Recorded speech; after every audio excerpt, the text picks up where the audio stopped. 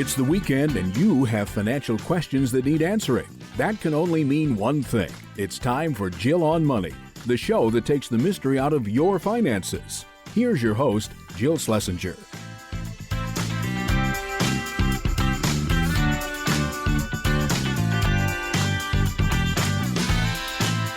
Welcome, welcome. It is the Jill on Money show for the weekend before Halloween. I don't know about you guys. I was never a fan of Halloween. I'm sorry. I mean, this goes back to when I was a kid. So I'm not motivated by candy and I don't like to be scared. I think that kind of counts me out for Halloween. But if you are preparing for Halloween and you're buying your candy and you're buying your beautiful costume for your kids, great, enjoy yourselves. And if you're preparing and have a little time and you're thoughtful about your own financial condition, or a question comes up, or maybe you start worrying about like, wow, this costume costs this much, how am I ever going to pay for college, or something silly like that, just get in touch with us. Go to our website, jillonmoney.com, jillonmoney.com, and click the Contact Us button. Complete the form. Do let us know if you would be willing to come on the air live. I really do love when that occurs because we can extract a lot more information out of you than you usually write down in the email. But email's fine too. Today, let us start the program. We are talking to Lindsay, who's on the line from Georgia. Hi, Lindsay. What can we do for you today? Hi, I have recently gotten divorced, and in that divorce, I received the house and all of the equity in it, but now I am house poor. Oh. I'm trying to decide if I should move and downsize, or if I should struggle through and try to make it work. Okay, Lindsay, how old are you? I'm 38. Okay, and do you have some kids? I have two kids. One is turning 18 next week. Woo! Yeah. And then my other is 7 years old. Oh, wow. Big change Yes. in that. Wow. Okay. Are you working full time? I am. How much do you earn? 87,000 gross a year. Okay. And are you receiving any child support in this divorce? I do receive child support for the younger one at about $1,000 a month. How much is the house worth? Zestimate says $450. I bought it last year when we were still married for $405. Okay. Tell us about the mortgage. What's the rate on that mortgage and how much remains? The mortgage rate is at 3.75%, and I owe just under $350,000 on it. Do you like the house? I love it. You do. Okay. So where are you feeling the pinch? Are you putting money into retirement right now? I am. I contribute 6% to my retirement. My employer contributes 9% on top of that. Wow. Yeah, it's a defined contribution plan because I work for the state. Okay. Will you be entitled to a pension?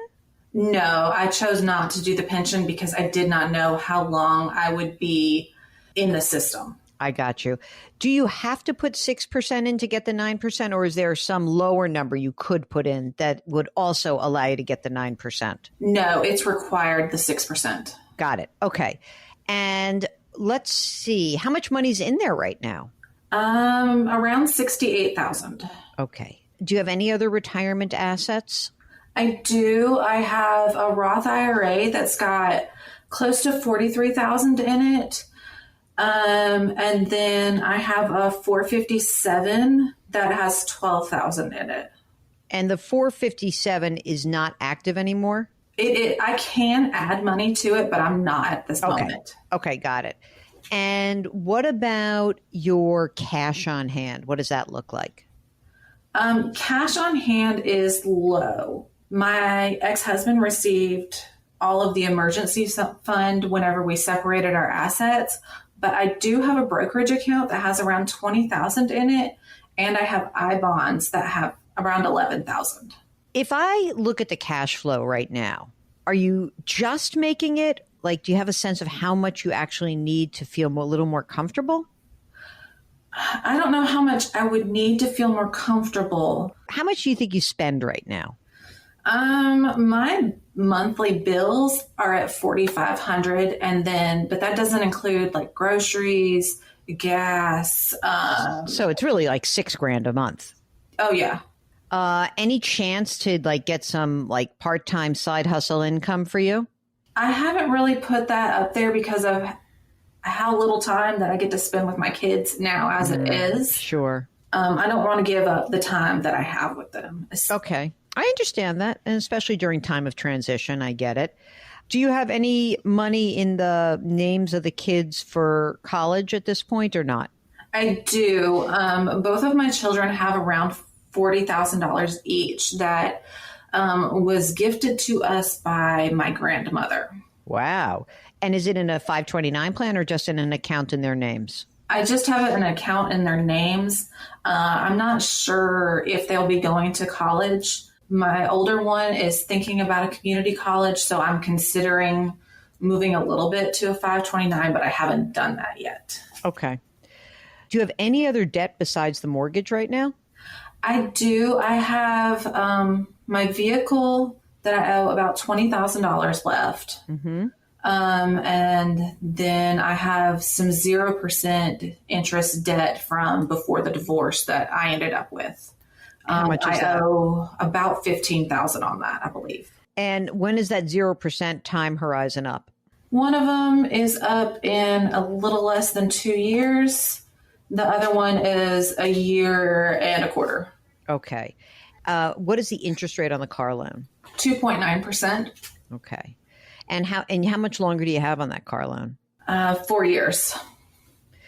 So we really have essentially an issue around, first of all, obviously within the next 2 years, we've got to pay off that 15 grand, right? Yes. And that's on track to happen. Great. And the car loan, if you think about it, that car loan, how much is that every month? $470. I mean, if you had an extra $500 a month, I bet you'd feel a lot more comfort from your current situation. I think that, this is an issue because I hesitate to give up this low interest rate. But let's talk about the alternative. The alternative is not that you're going to buy another place. The alternative is that you would sell your home and you would rent someplace in your area where your 7-year-old could go to the same school, right? I would probably want to buy another place just because there are very few rentals in my area. The rentals would be just as much, if not more, than what I'm paying. Well, then that doesn't work. I mean, if you were to downsize, what could you downsize to? I could downsize to about a $300,000 home. I could put 20% down on it between what I would get from selling the house and from what I have in the brokerage and the I-bonds. Right. But then we're left with a $240,000 7% mortgage, right? Mark, can you just run that for me quickly while I'm on the line with Lindsay? $240,000 at 7% 30-year fixed rate. What does that look like for a payment for principal and interest? About $1,600. Are you facing a big transition in your life like Lindsay? Why not get in touch with us? Go to JillOnMoney.com and click the Contact Us button. The Jill on Money Show will be right back.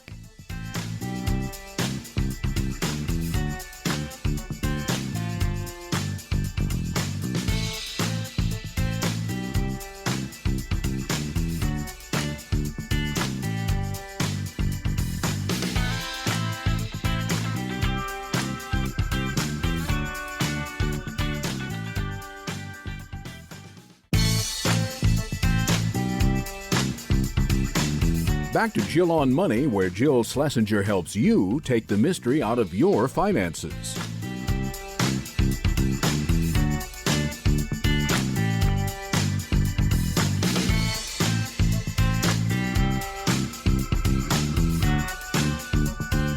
You're back. It's Jill on Money. This is the program that tries to take the mystery out of your financial life. And so much of that life is intertwined with lots of big decisions and big transitions. And we understand that. I also understand that it is emotional, and sometimes you need hand holding, sometimes you need coaching.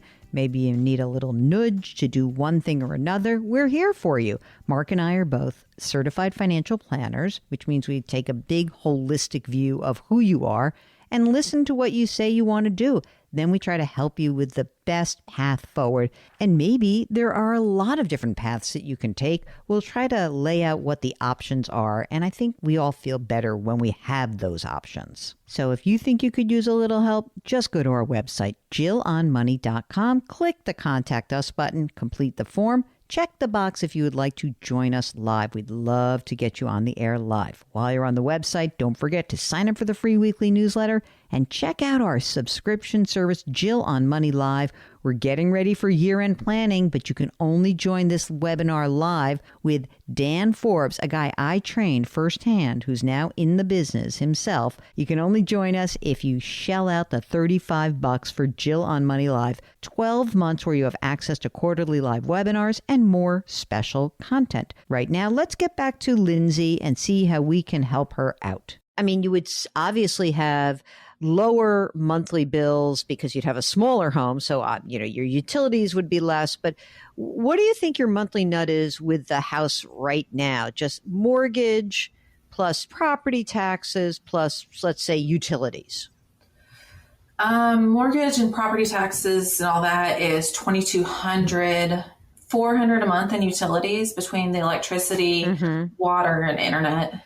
So, we would have 2,600 is like kind of your nut right now, right? And we would have 1,600. We have to pay taxes also. I'm just not sure it's going to be that much of a savings because even if you downsize, you're still going to be in for $2,000 a month. What do you think, Mark? Downsize, grid it out? What's your idea? I mean, if she downsized just on, principal and interest, she would be saving about $600 a month with 7% interest rate. Is that enough to give you enough cushion, really, right? That would give me the cushion. It is a big hit to my net worth. Oh, who cares about that? I don't care about that. That I don't care about. Your net worth, it's not a hit because you're going to have a smaller mortgage. Your net worth, remember, is an asset minus a liability. So it's not a hit to your net worth. What it is it's a reduction in your cash flow. I was more interested is it too much to ask you to do this right now after just going through a divorce? Or is it like fresh start? That seems awesome. Mentally, that goes back and forth for me. I'm not a psychologist, but I can understand how that would be the case. Well, I think it's worth exploring. Look, any amount that you could drive that, if it could be at $280,000, then it works. But if it's like $340,000 in terms of a home that you could buy and be happy in, then it's not a good enough downsize to me. And there's an expense in moving, right? Yeah. You're putting in the contribution that you have to put in to get your 6%. You're not making any other extra contributions. 457's on ice right now, right? The Roth you're not contributing to now, right? I am contributing to my Roth. Oh, stop doing that immediately. How much? Yeah, how much are you putting in? $540 a month. No way. There's your money. No, don't do it. Right now, during this period of time where you're feeling tight, I would stop doing that.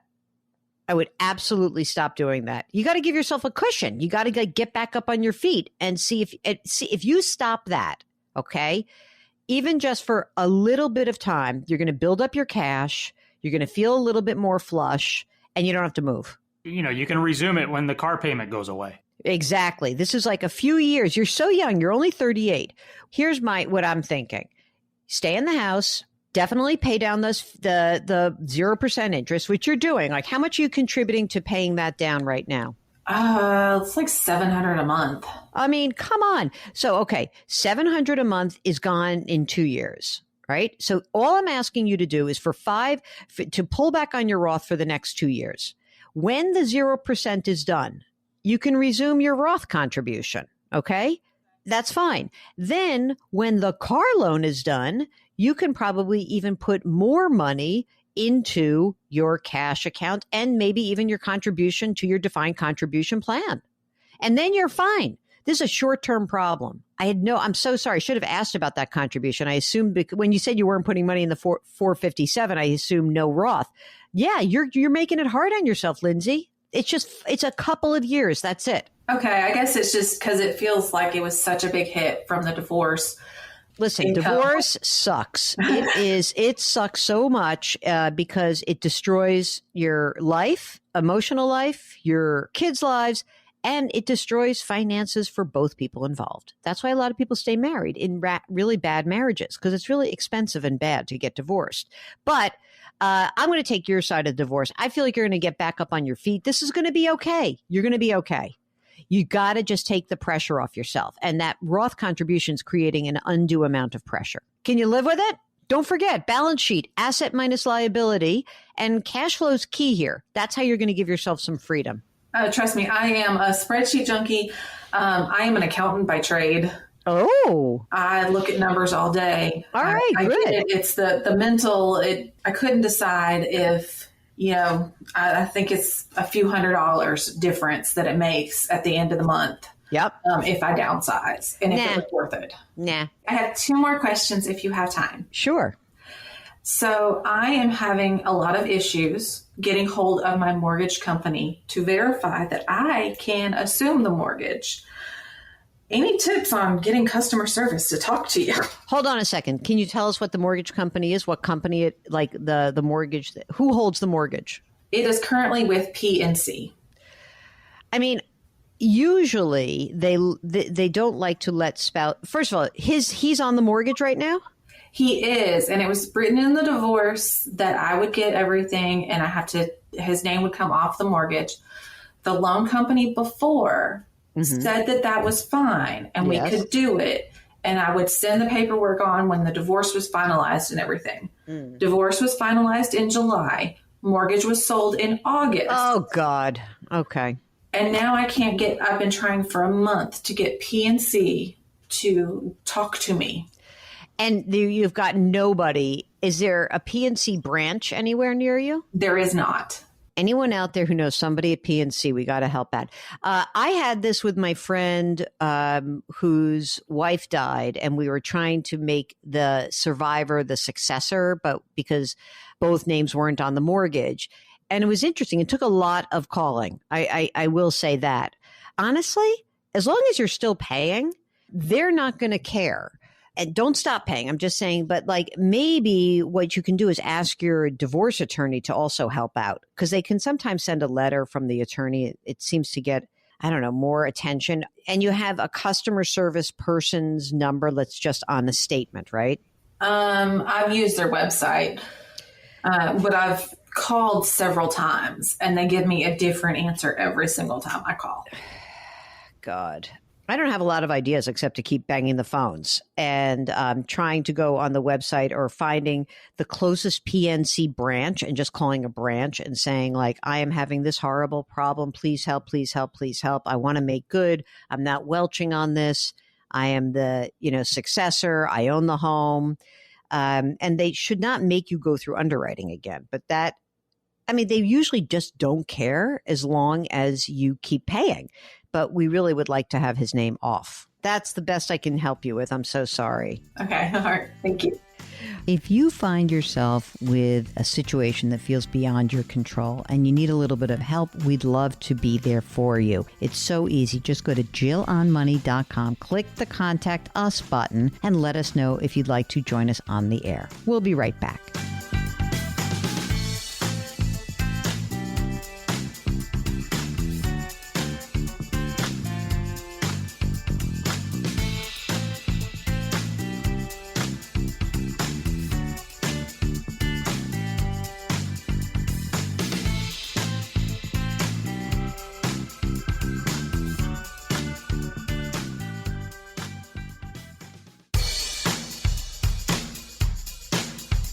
Do I invest here? Should I put my money there? Jill Schlesinger can help you. Back to Jill on Money.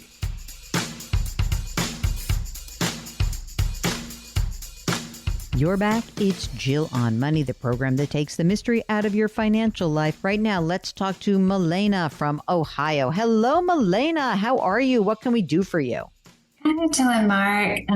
I listen every day, so I'm excited to get your expertise on a pension question that has come my way. Okay. What's up?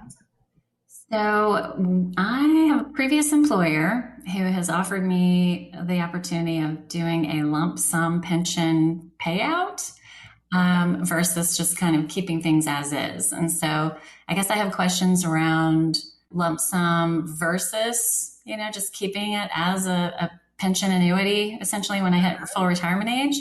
And then if I do decide or opt for the pension payout option, are there some maximum contribution limits that I'm going to run up against for that as a rollover to my existing retirement accounts? Interesting. Good question. And so you no longer have any pension benefit, or do you have another job with a pension benefit right now? I don't. This is it. This is This is your baby.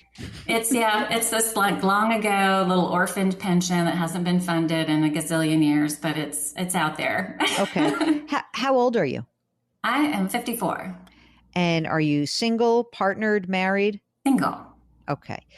And right now, how much money do you earn? I'm currently 104,000, and then there's a bonus that floats between, I want to say, $15,000 to $20,000. Okay, so you make about 120,000 a year, and do you contribute to a 401k right now? I do. Tell me about that. How much do you put in there? Yeah, I'm maxing out at the 30,000 limit now. Wow, that's a lot for 120,000. Yeah, I'm living on very little. Wow. Okay. How much money have you amassed in that 401k? That 401k is currently sitting at 335. Is that a traditional or a Roth? It's traditional. It's all Okay. traditional. What about other savings that you have had? I also have a Roth IRA. I max that out every year. It's, I believe it's now 7,500 as of this year. Yeah. And so right now I've got about 30K in that. I have, saver. I've got, I wish I had been this way all along. I've really kind of come to it more recently in the last, I want to say 4 to 5 years. You know how it is, the regret about not doing this earlier, but I'm trying to make up for lost time. Dude, you probably had a great time. Don't worry about it. You probably had a good time in your 20s and 30s. So the 401k traditional 335, the Roth IRA that has, you said 30 grand, you're putting 7,500 in now. What else do you have? Let's see, I got 12K in I bonds when that was all the rage last year. Then I got 28K in a brokerage, 10K in an HSA. I'm maxing that out every year. And then I've got 55,000 in savings, high yield savings and CDs. Great. You said that you don't spend a lot of money. So I don't. Tell us about how little you spend, not how much you spend. How little do you spend? Probably living on around 40K a year, 40 to 45, something like that. Wow. Yeah, I mean, my take homes might be around, around 4,200 after all these, deductions and taxes. And then I throw about 1,000 of that into either the brokerage or the savings. So if your take home, I mean, you're probably living on less. You're probably living on, whatever. Let's just say 40. That's great. That's fantastic. 40 to 45 is great. And do you own a home or do you rent? I am a renter. And you want to stay a renter? I have mixed feelings about it. I mean, it would be great, I think, to own a home. It's a little cost prohibitive right now, I feel like. And I'm not a real big fan of like what I hear about the maintenance costs and sort of that HOA that haunts you for the rest of your life. So you never really don't have a payment. I know. I don't really love that. Mm-hmm. I know that's like, and it's sort of out of your control. And it's a drag. I mean, how much is your rent right now? Right now, it did go up. I was really, really fortunate that my rent did not go up for, I want to say 4 years in a row there. But this year it went up by 100. So 1,400-ish, I think, is where it is. I'm going to ask the question Mark always likes to ask because we're going to be like New York centric for a minute. $1,400 a month. What can you get yourself? Because that is, one of those numbers like you're like, oh, I'm bummed. It went up $100 a month. I mean, I know that we're talking about totally different markets, but what can you get for your $1,400 a month? What's the size of your apartment? It's about 800 square feet. It's got a den, a bedroom, living room. Nice place. You like it. So it's not bad. I love it. It's got it's kind of really high ceiling, so loft, kind of loftish. Oh man, let's go to Columbus, Mark. It's fantastic. $800, 800 square feet, $1,400 a month. This sounds good. So, all right, let's get back to your critical question that is on the table, the pension offer. So, what is the lump sum offer? So they are offering me, I guess, the 118% of the value of the pension. So they're sort of juicing it up a little bit, and that would be $34,277. Okay. Versus they sort of gave me a table that breaks down depending on what age my payments begin, what my payment, like what my annuity would be for a lifetime. And I definitely would not be taking this pre 65. So the age 65 monthly amount would be $433.16. Do you have kids or survivors or anyone else in your life that you need to consider? No dependents.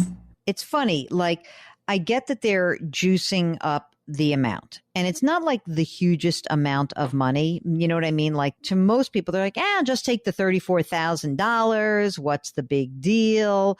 You know, and why get involved with this whole thing? But it seems to me that if you leave it as is, you can basically get your money and recoup the cost of like taking it as is and not have the worry about investing it and having a little bit of cash flow. I mean, I might just leave that as is. What does your Social Security benefit look like? I looked at that, I want to say a year ago, and I know they did some cost of living adjustments that I'm not as firmly in touch with, but I think it's 3,100-ish right now.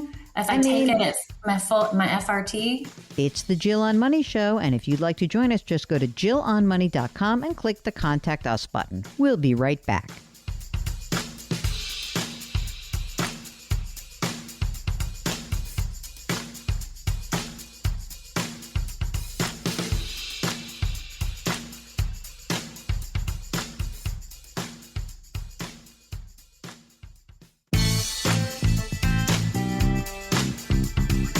.401ks, IRAs, refinancing, she covers it all. Back to Jill on Money with Jill Schlesinger.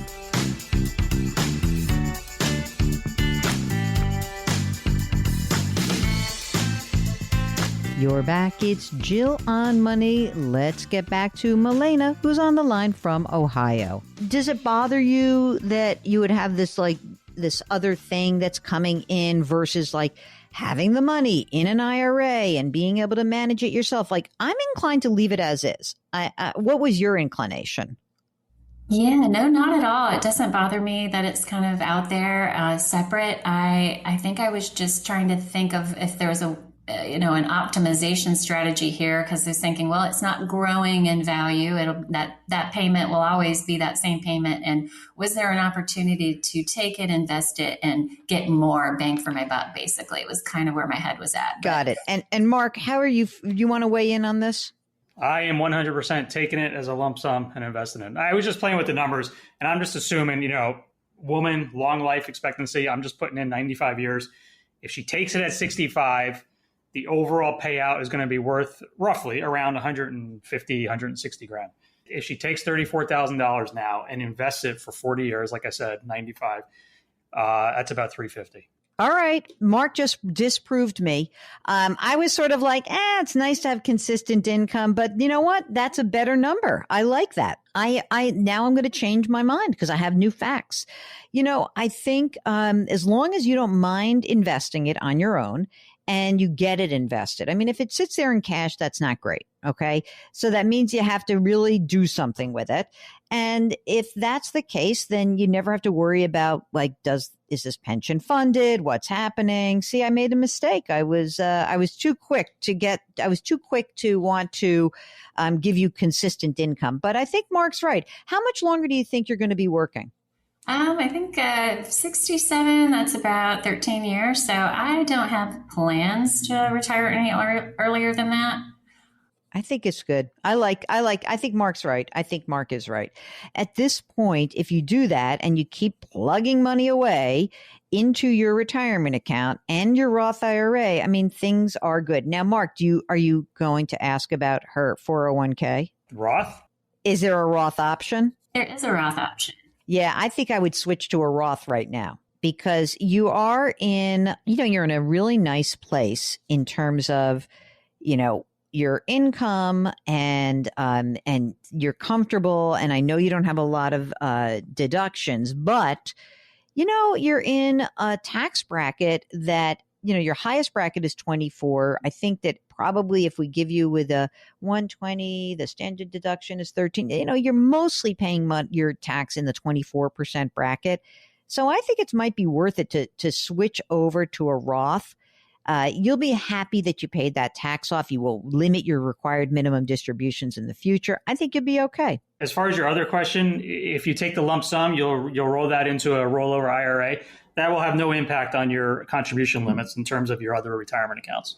Okay, that's what I was concerned about. I was like, okay, if I've already almost reached, because we're pretty far into the year at this point, and I'm pretty close to my max, and I'm like, oh no, because it's a rollover. It's not a contribution. Right. It's called a direct rollover. Where do you have your Roth IRA right now? That is with Vanguard. So I would just go to Vanguard and open up a regular IRA account there, a rollover IRA account, and they can manage it for you. Do you work at a big company, medium, small? Medium-ish, yeah. Okay. It's worth asking your employer if they would take a direct rollover from another plan or not. If they will, then maybe just go directly into your 401k. You call it a day. If not, then you go to Vanguard, you open up your IRA rollover account. You let the old company know, I'm choosing the lump sum. Jill was a dope. She should have run the numbers before she spouted off. You're going to take that lump sum. It will go into the IRA rollover account. You will invest it, not like crazy, just a nice balanced account. And we go from there. How's that? That sounds great. I really appreciate that. Thank you. All right. And one other question is that I'm just wondering, you have all this money that you're accumulating. Life is good. Do you have estate documents where someone's going to inherit all this money? I did that a few years ago. I think I have everything except I think it's the power of attorney. I didn't do that yet. All right. Do you have to see a family nearby? Not in the same state, but still, have sister, and, my mother is quite a bit older. So my sister is kind of my beneficiary at this point. Okay. All right. Makes sense to me. Okay. Now, one of the things that I always like to ask people who are like in fine financial shape, who don't make tons and tons of money. So how did you get on track with this? How'd you find religion? I think it was kind of pandemic related, honestly. You had some spare time on your hands, and I was kind of just like, well, let me look at my life, and was looking at my finances. And then I started consuming a lot of financial information, like podcasts like this one, reading some books, and then realized, oh yeah, no, I could be doing so much more than I'm doing right now. And, pretty much changed everything top to bottom. So, oh, that's awesome. Well, congratulations. You've done a fantastic job. And I very much appreciate that you're calling in and checking in with us. And it sounds like that weird time where that reflective moment kicked in. Well, you took advantage of it. So congratulations. It sounds like you're in great shape. Thank you. I appreciate you both. If you would like to join us live, just go to JillOnMoney.com and click the Contact Us button. We'll do everything else. The Jill on Money Show will be right back.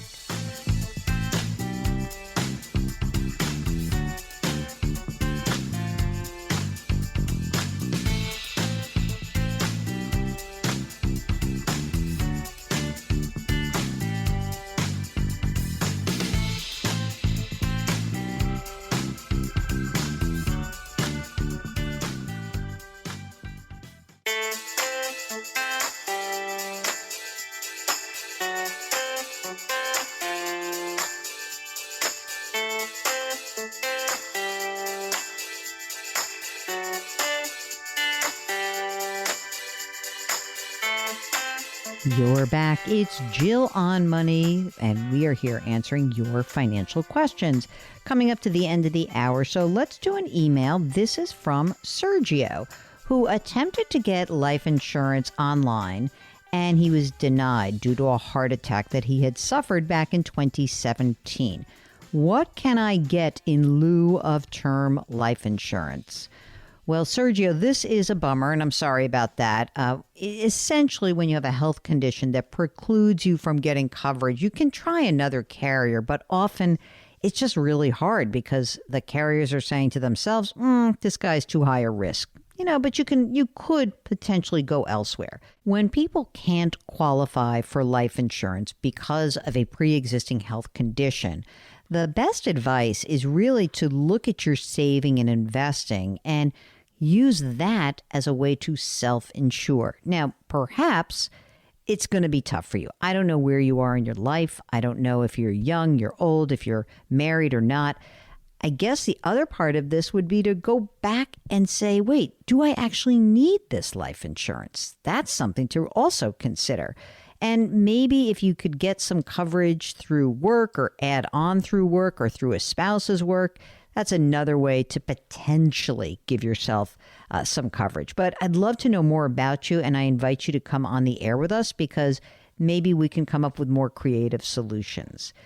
All right, that is it, the end of the first hour, and we're so happy that you joined us. Remember, all of our content lives at jillonmoney.com. That's also where you could always ask us a question. Just click the Contact Us button. Check out the free weekly newsletter. Comes out every Friday. It is a perfect workout, like a pre-weekend workout. You catch up on a lot of the stories that actually occurred during the week. You can also subscribe to our podcast, Jill on Money. You can do that wherever you find your podcast, whether that is Odyssey or Spotify or Google or Amazon or Apple, wherever. And we do encourage you to always give us some suggestions. We're trying to always beef up our resources section, so check that out as well. Okay, we got a whole nother hour ahead of us. We'll be right back.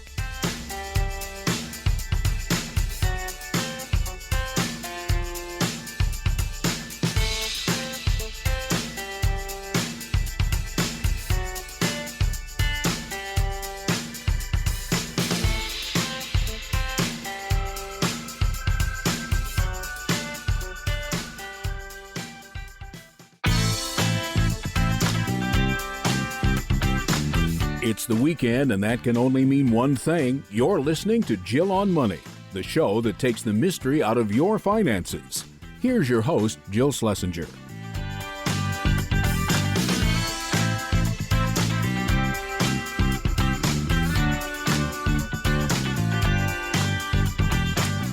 Welcome back. It's a new hour of the Jill on Money Show, and we are so busy digging out of our emails. Remember, if you've got a question, just go to the website, jillonmoney.com, and click the Contact Us button, and we will get your note. Right now, let's take an email from Dolly, who says, thanks for your column. My 25-year-old niece, who has the loans, lives with me, and we have been planning for this reality for some time now. She is all set with the SAVE plan, and her monthly payment amount is $300. Okay, here we go. More questions.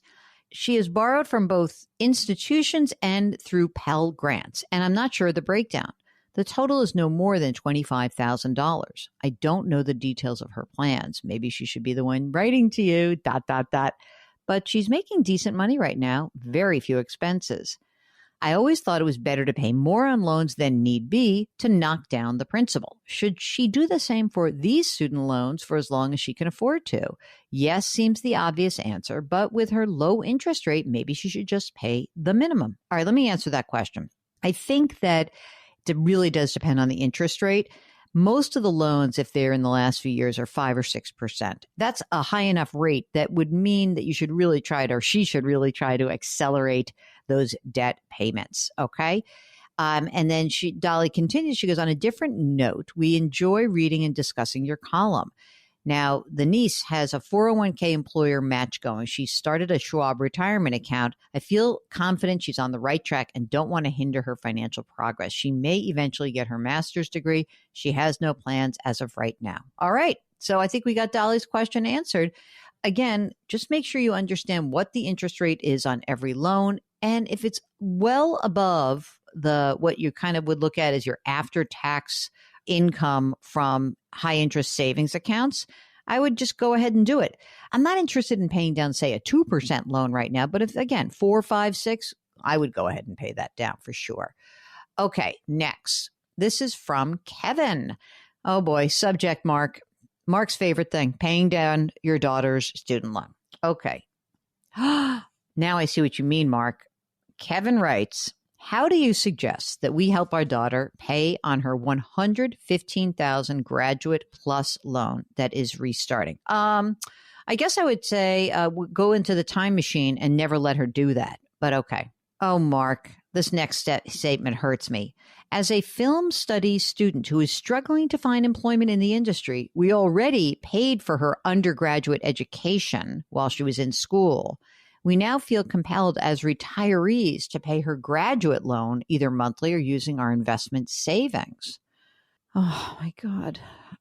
Okay. Should we pay monthly, $1,000 a month, lump sum upfront and then monthly, or take $115,000 out of our annuity? It's with Ameriprise, or wipe out our bank savings. Okay, Kevin, I need to know more about you. Here's what my number one reaction was, don't do this. First of all, I don't know how much money you have, but $1,000 a month is a lot of money. If you have that free cash flow, I guess that's fine. I would not do anything lump sum. I certainly wouldn't take money out of an annuity, which would cause a tax hit to you guys. And don't wipe out your bank savings. But can you really afford this $1,000 a month? That seems to me like a pretty hefty amount. I'm wondering if they have pensions. I don't know why I get the sense like, oh, there's an annuity. Maybe they were teachers, maybe not. Maybe you were a doctor married to a nurse or a nurse married to a doctor, whatever. I need to know more about your situation, Kevin, but I am uncomfortable with the idea that you would be wiping out savings or pulling money out of the annuity. I get it, but I don't know if you can really afford this either. I would love Kevin to come on the air with us, and we could coach Kevin through having a conversation with his daughter. But, listen, folks, if these people are going out and getting graduate degrees, it is incumbent upon you to truly focus them on the downside scenario, not just the upside. I have a very dear friend whose daughter is in a writing program that's gobs of money. It's dumb money at a fancy school. And I went on the record. I said, want to tell you, I think this is a bad idea. Guess what? My advice was ignored. Maybe your advice would be ignored. But I also think that if you set the parameters going in and you say, we're not going to be able to help you. If you choose this path, we cannot help you. Maybe they can, though, Mark. I'm just going to say. All right. This is from Pamela. Hi, Jill and Mark. You're the best part of my daily diet. Aw, that's so nice. I've listened to you for years, and I've recommended you to friends across generations. I'm wondering if you could help me out. My father passed away last November, and I'm the trustee for my mother's trust and the family trust. All told, it is $5 million. I'm not pleased with our financial advisor, who is, what's an AWMA? Accredited Wealth Management Advisor. It's not exactly a CFP. Just saying. Anyway, all right. So let's see who this person is. So the accounts are in Janney, like Janney Montgomery Scott, all stocks. I'd like to move some of the money, especially my dad's, into index funds. My mom's, I will have to consider very large capital gains. How can I move the money out of Janney? Where should I put it? How should I invest? Thank you. Feeling confused in North Carolina. Well, Pam, I don't know. Do you want to do it yourself? Because I know that this is a trust and you hopefully have some expertise or at least experience doing this. So that's number one. The other thing you could do is actually interview some certified financial planners, or you could just go to a robo and put some of the money into index funds through a robo advisor and see what you get. You could literally open up an account right now and go to like Vanguard or Schwab or Fidelity and get a robo and some advice. I'd love to know more about you and your feelings around managing this money, because I think that is kind of the critical part. And also, if you're managing it for others in terms of your family, we don't want to invite a problem. If just in case, something went wrong, I don't want them to look at you and point their fingers or even, sue you. So get back in touch with us. All right. This is from Julia. Hi, Jill and Mark. I would love to set up my 11 and 13-year-olds to learn about saving and investing. I've come upon apps that allow kids to invest and learn as they go with parental approval, as well as take on a debit card. Any apps that you recommend? Mark, I think that Fidelity actually has a plan which is kind of helps you guide your kids through investing. That's what I would do. I don't know an app specifically, but I think I wouldn't do it on an app necessarily. I might do it on a desktop just so they don't, I don't know. I'm not sure I want to get them in the habit of checking their phone all the time for this stuff, but that's just me. I don't know what other apps there would be. Yeah, I mean, all the apps that I can think of, those are more along the lines of helping people create and stick to a budget. Like You Need a Budget or Mint or something like that. Check out Fidelity. They have really good, robust education stuff there. If you have a financial question, all you need to do is go to our website, JillOnMoney.com, click the Contact Us button, and please just let us know if you'd like to come on the air live. We'll do the rest. The Jill on Money Show will be right back.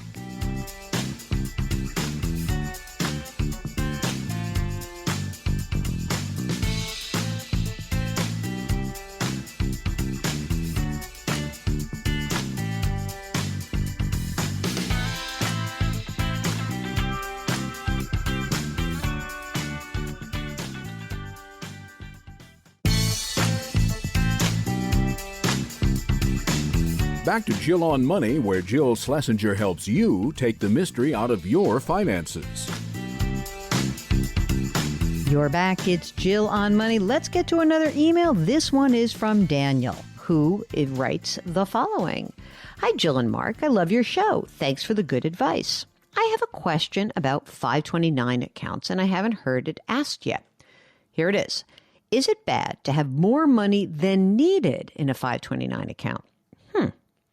If my spouse and I put more money in the account than our child ends up needing to pay for school, is it possible to transfer ownership of the account to my children so they can use it for their kids later on? By the way, that would be awesome. That you can't do.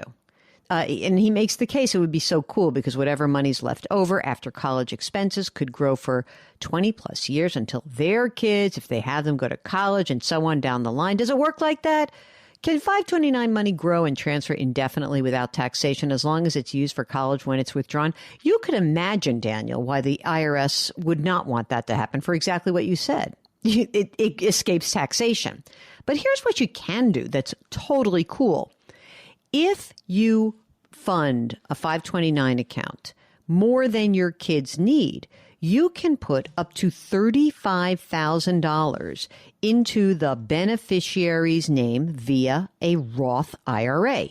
Now, the thing is, you can't do it all at once. So if you have, let's say you have $30,000 or $35,000 left, whatever the Roth contribution limit is at that time in the future is the maximum contribution you can make every year. So this year it's $6,500. And you can do that every year to a maximum of $35,000. So that's pretty darn good. And that's about as far as it can go. Otherwise, you got to take the money out, you got to pay the penalty, and that's the end of the account. Maybe if they're really interested in education, like they could use this account for themselves.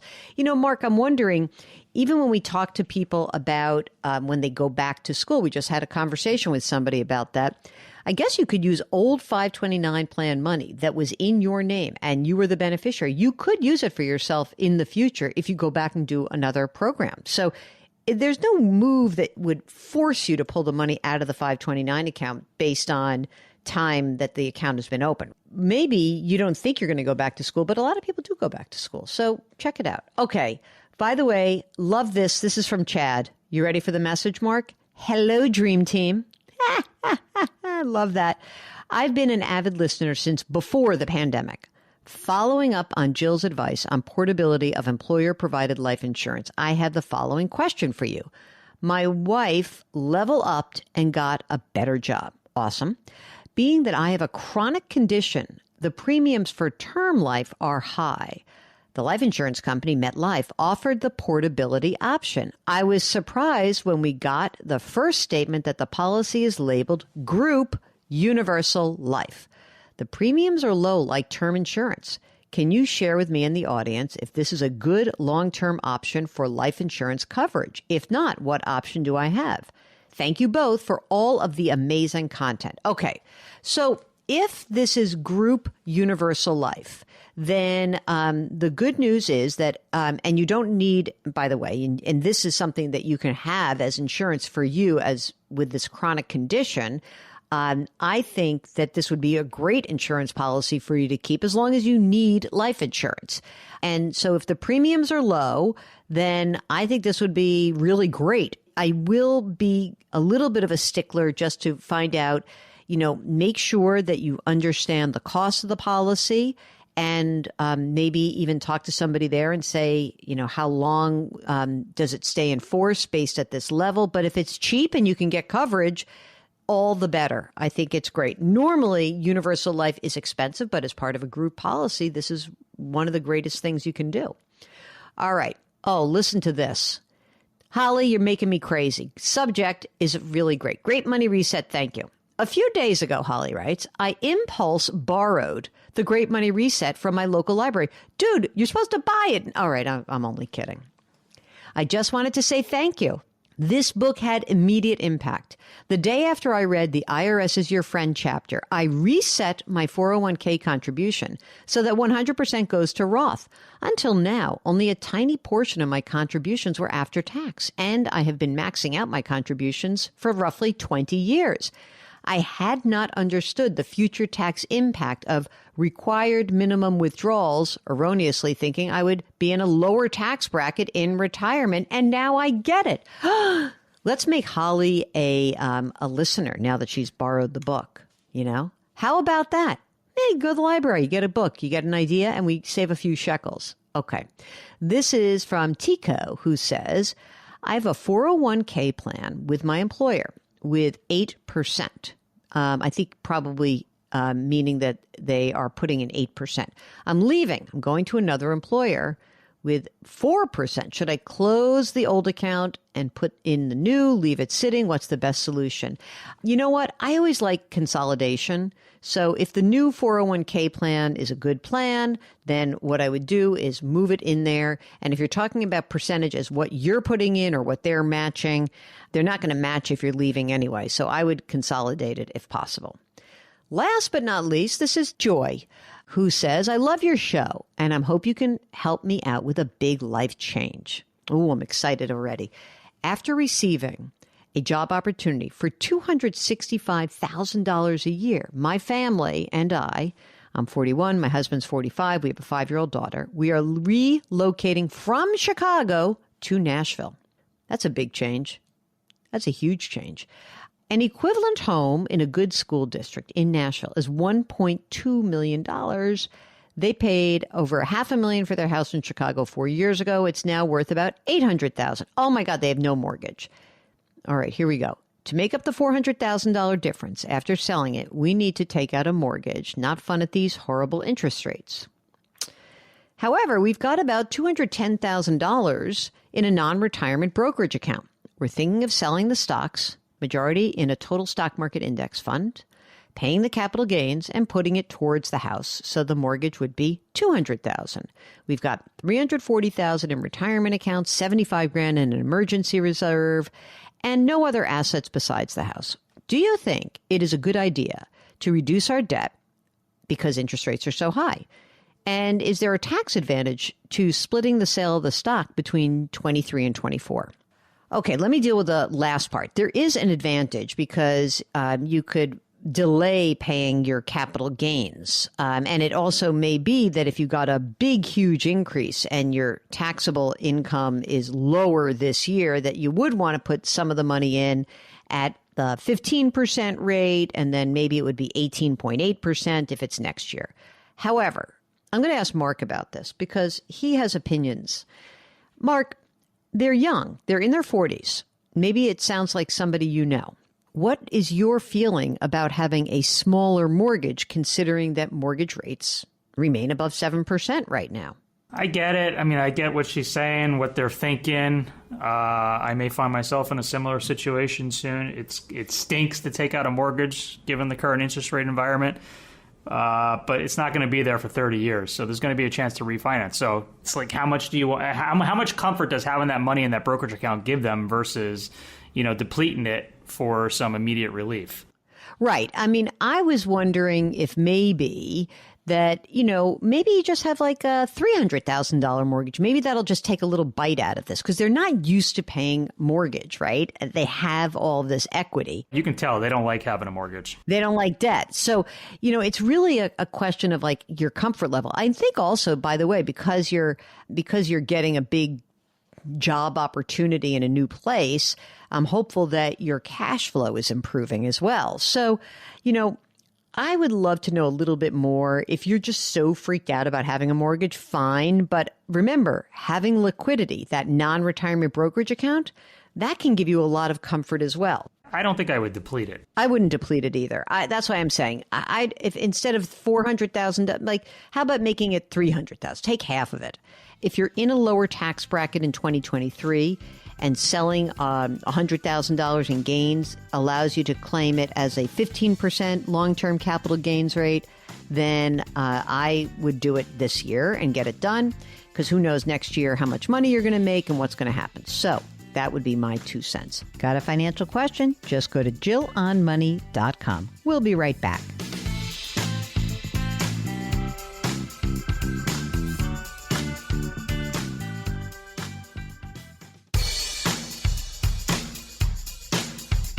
Do I invest here? Should I put my money there? Jill Schlesinger can help you. Back to Jill on Money.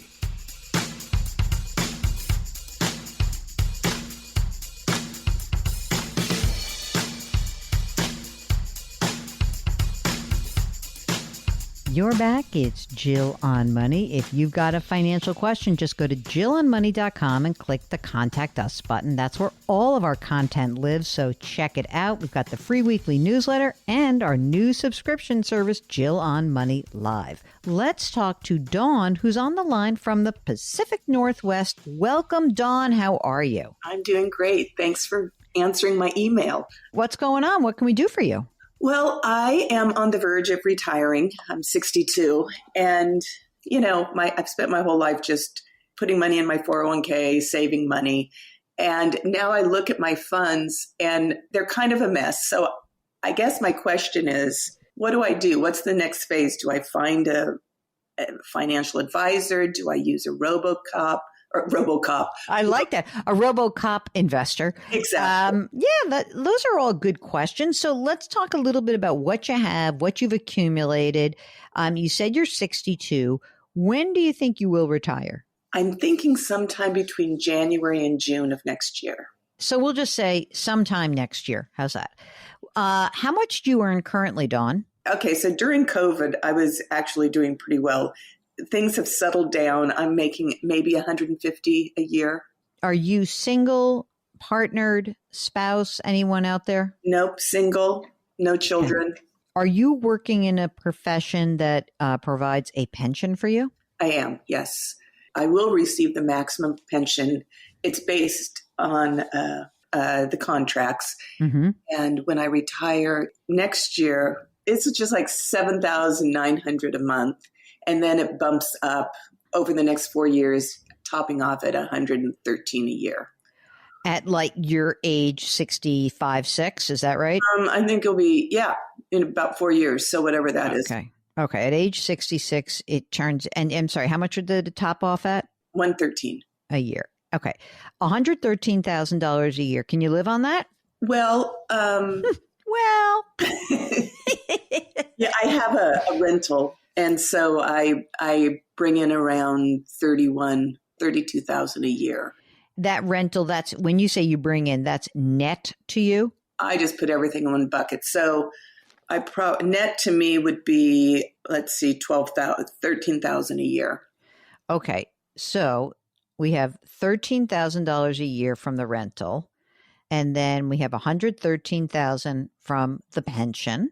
There's a bridge, a $500 a month bridge until I get Social Security. And that is on top of the $7,900 a month pension? Yes. Okay, so that's $500 a month. And then you're at your age 67, what's your Social Security? $35.50. If we run these numbers, right? Yep. If you looked at your income at age, let's just say age 67, so it's $35.50 a month from Social Security. It's the rental income, right? And it's the pension.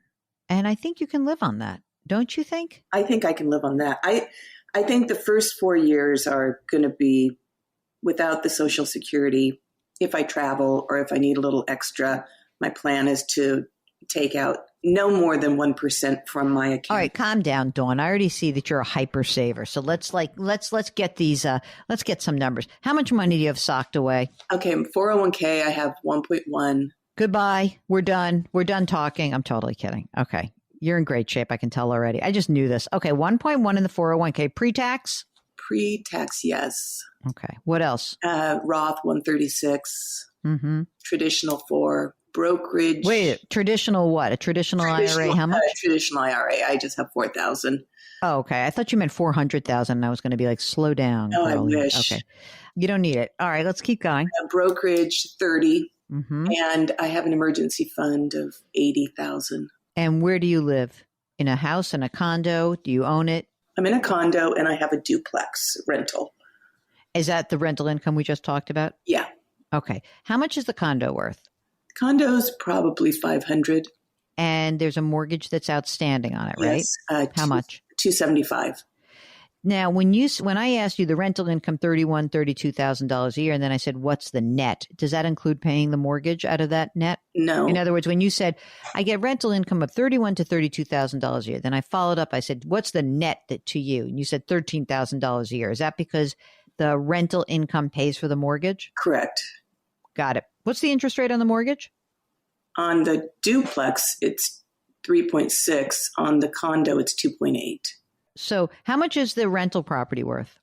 600. Wow. Yeah. And what's the outstanding balance on that? 165. You're worried why? Well, I'm just worried about, I'm not worried about paying my bills. What I'm worried about is how do I invest in the future? Because I look at my 401k and there's no rhyme or reason to it. I just have like a million account or a million funds. Okay. And so do you feel comfortable if I said to you, pick these 4 funds? Do you feel comfortable just with that direction? Or do you want to hire a robo-advisor? Because a robo is totally easy. Like when you retire, you take your 401k, you open an account at Betterment or Vanguard, you roll over that 1.1 million, you combine it with your traditional IRA, and you say, okay, put the algorithm to work. I am a balanced investor. And, keep a certain amount of money in cash and then invest blank. Okay. So that's possible for the robo. You can be like very boring, or you could do this. Where's the brokerage account held? One brokerage at Wells Fargo, but then the 401k and another brokerage is at Fidelity. So if you had Fidelity, one way to think about it is you would say, I want to leave some money in cash every year for what I think my needs are going to be, right? Because you're somewhat worried about these first 4 or 5 years. So how much money do we really think you need to keep set aside for each year? What do you think the gap is? I know it's not really your monthly spend, it's the extras. So, if you have $100,000 a year of income between your pension and that boost before Social Security kicks in, right? It's $100,000 a year. How much more do you think you'd want to spend? Well, I was thinking $2,000 to $3,000 a month. We'll get back to Dawn in just a minute. If you would like to join us, just go to JillOnMoney.com and click the Contact Us button. Jill on Money will be right back.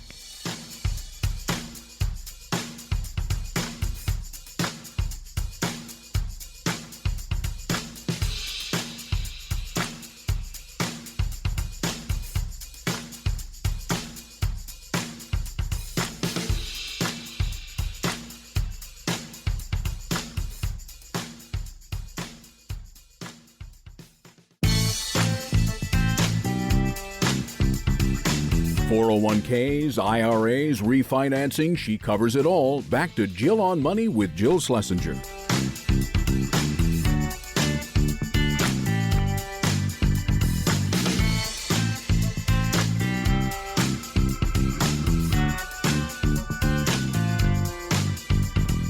You're back. It's Jill on Money. Before we went to the break, we were on the line with Dawn, who's preparing for retirement. The first thing that I would do is to make sure that from your 401k that you would have that money set aside in cash and you'd pull it out in the beginning of the year. Okay. You don't have that much money in an emergency reserve considering that you have, a condo and a rental property. So, maybe when you retire, the first thing you do next year is hopefully early in the year is your income's going to go down and you're going to take a distribution. You're going to pay tax on it. Big deal. Pay the tax on it. Every year you take at the beginning of the year, take your 30 grand out. Okay. You have to pay tax on it, but you're going to have to pay tax on it anyway. For the next 4 or 5 years, do that. Pull the money out. That's going to actually help with your retirement required minimum distributions, right? And now with the rest of the money, you can do a number of things. You could say, I don't really think you need a broker, or even an advisor. You have such a simple financial life. You just need a way to make sure that the money is efficiently invested in either index funds or with an automatic platform, a robo. That's all you need. I don't want you to overthink it. It's as simple as saying, okay, there's a U.S. stock index fund. There is an international stock index fund. There is an intermediate term bond fund. And then maybe if you felt like you just wanted to, you could put like a little bit of couple of percent in a commodities fund. But it doesn't have to be a lot. You can really be very happy with 4 or 5 funds. That's it. Like a wide stock market index, an international index, which maybe makes up 50% of the allocation. And you could say a bond index could be 50%, or you can pull a little bit off the bond index and put a few percent in a commodities index fund, and boom, you're done. That's it. That's perfect. And that's not a lot of work for you. But I do want to be clear that I think that for the extra money you need, it would be very good for you to pull the money out of the 401k. And that way you can pay the tax a little bit at a time because your income's going to still be pretty high, So it's even better to take a little bit more out because you don't have a lot of deductions, right? You have deductions from the house. Your highest tax bracket is you're in the 24%. You could pull up to 180 grand a year out of you could have 180 grand a year of income. So we know that you have, 100 right now. You could actually pull $50,000 or $60,000 a year out of your retirement account, stay in the 24% tax bracket, and whittle down those required minimum distributions in the future. That sounds great, first of all. And yay. I didn't think I needed an advisor, but I went and talked to somebody last week, and he just went into full selling mode. You were exhausted. Yeah, well, he wanted me to buy an annuity, which, no. I know. So I took a step back. I said, I'll let you know. And that's when I decided to send you a note and ask your opinion because I trust you and Mark and value your opinions. I do have, if you have time for one more question. Sure. So my income is going to go down. Would it be a good time to sell the duplex? So I've owned it for like 17 years. Uh-huh. And I bought it at 309. It's valued about 600, 620, something like that. I'm getting, I have solid renters. They have a pretty good deal. But at some point, that property is going to be so expensive in the Portland market that an investor won't be able to get enough rent out of there. I'm wondering if it's a good time to sell it. Maybe not today. I get what you're saying. Here's the way to think about that. Let's say it's next year. Let's say you retire on January 15th. You say, I'm giving my notice. It's January 15th. And now we know that you'll make 100 grand next year, right? And that's it. That's all you'll have that. You'll have rental income, but a lot of that rental income could go away as soon as we sell this. But okay, 100 grand. Now, if you were to consider selling the duplex, you would be in the 15% long-term capital gain. I'll say this is just the capital gains part of it. Okay. So that's a nice low capital gains rate. really, really good. Okay. So I like the idea of selling that. The one thing you just have to factor in, you may just for this transaction work or even ask somebody maybe it's next year you do 1 year where you pay someone to file your taxes if you're going to sell the property, only because it's a little tricky. So there is the capital gains, but then you have likely been depreciating this this duplex, right? If you've been depreciating it, then amid the sale, you have to recapture that depreciation and it's taxable to you. So I just would want to make sure that you know what that amount is. But if that's the case, I think that's a good idea. Then you would not take money out of your retirement account, potentially, if that pops you into a higher tax bracket with the recapture. I think for 1 year, having an accountant really go through this with you would be a very good idea. Okay. And so is that just like a regular CPA? Yeah, totally. Okay. Just personal CPA. It'll cost, you'd be like, oh, I could do this myself. But you know what? It's nice when you're doing a transaction to have someone to work with. All right. And you give us a holler back. If you don't do it, it's fine. It's okay. You could do it the following year. You're in good shape. If you would like to discuss your future plans, just go to JillOnMoney.com and click the Contact Us button. Jill on Money will be right back.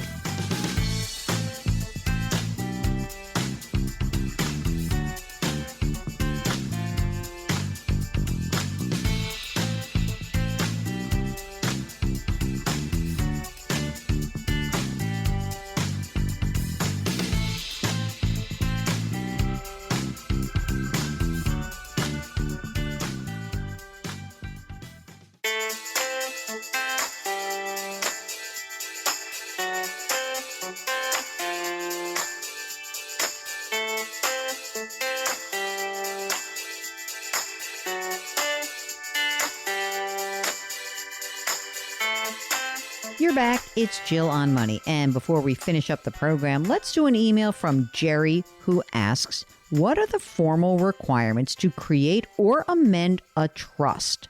Must one retain the services of an attorney, or may one just designate a trust and treat it as a trust in order, for example, to shield property from taxation? Jerry, while a lot of estate planning has morphed to an online universe where you can print out downloadable documents and complete the forms yourself, a trust is one of the parts of an estate plan where I would absolutely encourage you to engage a qualified estate planning attorney. First of all, I want to be clear that for what you hope to do, you would want this attorney around because you really want to make sure that the trust is doing what you hope it will do. For example, if you put a property in a trust, it doesn't necessarily shield it from taxation. It has a different tax treatment. And if you are looking to use a trust as a form to pass an asset to somebody else with some provisions, that also has different intentions. So you absolutely, positively must find, again, a qualified estate planning attorney in your area. And I know that many people want to do this across state lines. You really should be talking to somebody who understands the rules of your state specifically, because estates are settled at the state level, not at the federal level. I hope that helps. You can always get back in touch with us with follow-up questions. Well, that is it. That is the program. And what I want to tell you is all of our stuff, all of our content, it lives at our website, JillOnMoney.com, and you can find everything there. You can subscribe to my Jill on Money podcast. You can subscribe to the Jill on Money live subscription service. You can buy my book, everything right there. Our music is composed by Joel Goodman. Mark Talercio is our executive producer and the wonderful king of everything web. And I want to remind you to lift someone up. Change your work, change your wealth, change your life. Thank you for listening. We'll talk to you next week.